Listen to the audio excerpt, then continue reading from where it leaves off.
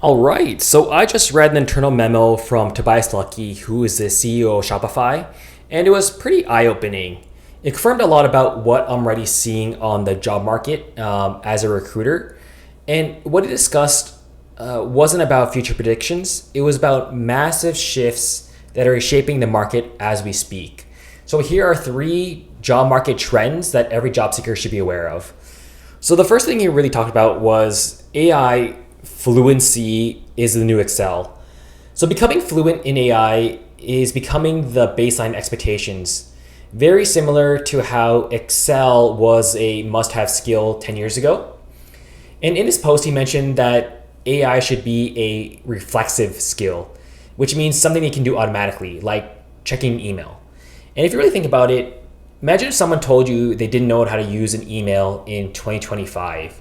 What would you think about that person? So AI is becoming the same kind of fundamental skill.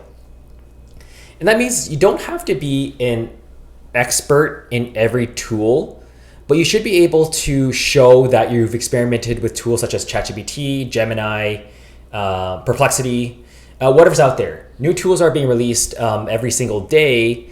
What matters most is that you're showing that you're learning, right? Even at the company that I work at as of right now, we're talking about including AI literacy in our interview guides. It's not about which tool you use, but it's whether or not you're open to change and you can adapt, right? A simple interview question like, how do you use AI in your workflow can reveal a lot about how much a candidate has experienced, how much a candidate experimented with AI, and what did they learn from it. The second trend is that AI is a force multiplier for your skills and experience. So it doesn't just make you faster, it can multiply your productivity by 10 times or even up to 100 times. And that's massive. So let me break it down for you. Just picture two candidates. One candidate has 10 years of experience and the other one has 1 year of experience. Normally you'd expect a big difference in their skills, but now AI changes that. Those who are learning how to use AI can suddenly do the workload of entire teams, right? So it's not about how long you've been working anymore. It's about how well are you leveraging these tools, right? And that's why a lot of entry level positions are disappearing.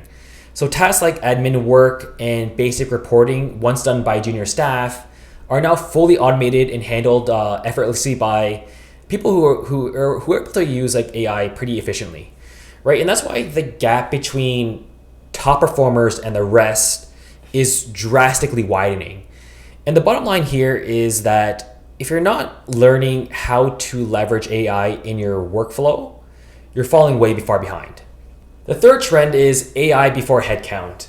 This one hits a little bit close at home as a recruiter because companies are moving towards a AI first headcount second mindset.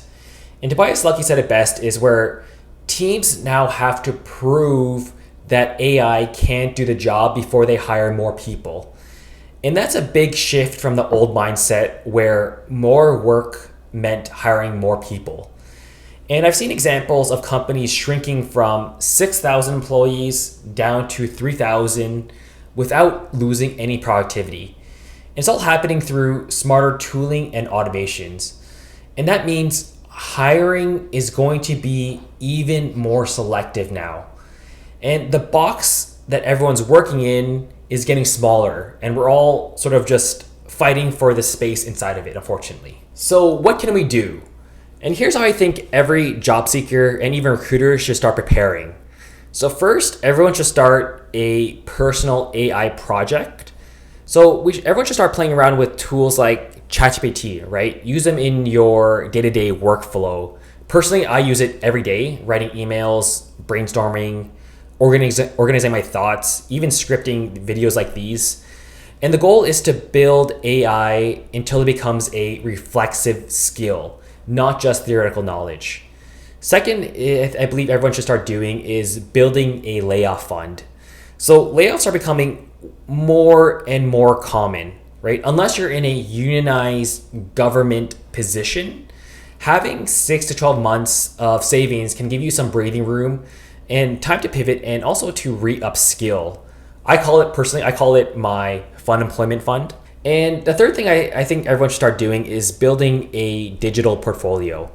So in a shrinking job market, skills alone aren't enough, right? You also need visibility. So think about how to create a digital moat, right? A presence that shows that you're beyond your resume. The reason being is because everyone is using ChatGPT to personalize the resume now, and they're all starting to look the same. So one question I even started thinking about is, if I couldn't use my resume to find a job, how would I do it, right? How would I find a job without using my resume? And I believe everyone should be asking the exact same question and trying to find their own answer. So those are the trends that are changing the ways companies are hiring, and they'll continue to evolve. And the best thing people can do right now is to stay curious, stay adaptable, and keep learning, right? And that's it for this video. I hope you found it was helpful. Feel free to share it with someone who's navigating the job market, because it's pretty bad right now. And I'll catch you guys in the next one. Peace.